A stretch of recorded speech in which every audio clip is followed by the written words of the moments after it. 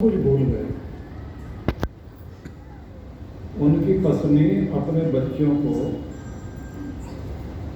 सिलाई कढ़ाई करके पढ़ाती रही, लेकिन पति को बोलती रही कि आप गुरु की सेवा करें।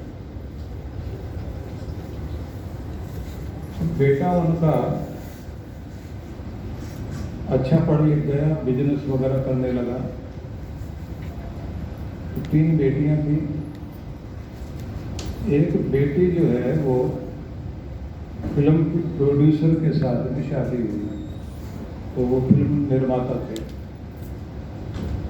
तो उन्होंने जो है कुछ फिल्में बनाई जिसमें सारा पैसा डूब गया, मकान तक जो है जाता रहा उनका।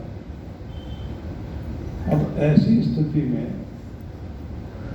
जीजा की गलती के कारण घर चला गया, सब चला गया। तो इस व्यक्ति ने अपनी बहन का उद्धार करने के लिए सब कुछ अपना दांव पे लगा के उसका कर्जा चुकाया।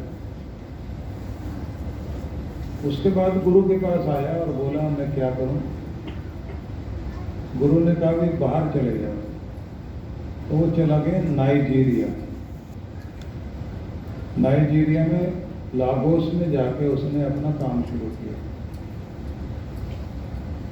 और पिता फिर भी अपने गुरु के साथ लगे रहे। अब वहां जाकर जब वो काम करते रहे तो कितना बड़ा उनकी बरकत पड़ी। काम करते करते घर पैसा भेजते रहे। किसी के यहाँ जॉब करते थे, जिसके यहाँ जॉब कर रहे थे उस आदमी ने कहा कि भाई मैं तुम्हें अपना पार्टनर बनाना चाहता हूं। तो इसने मना कर दिया। इसने कहा जी मैं 2 साल बाद खुद का काम करूंगा और 2 साल तक आपका ही सारा का सारा काम संभालूंगा।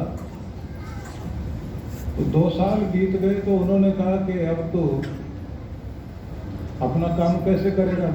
तो इसने कहा मैं बैंक से लोन लूंगा।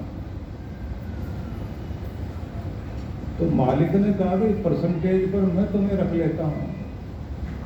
मना कर दिया, अपना काम शुरू किया। धीरे धीरे काम इतना बढ़ गया, अभी उसकी 1 किलोमीटर लंबी फैक्ट्री है वहां, और उधर के लागोस के ज्यादातर मंदिरों में आधे से ज्यादा पैसा उसी का लगा हुआ निर्माण में।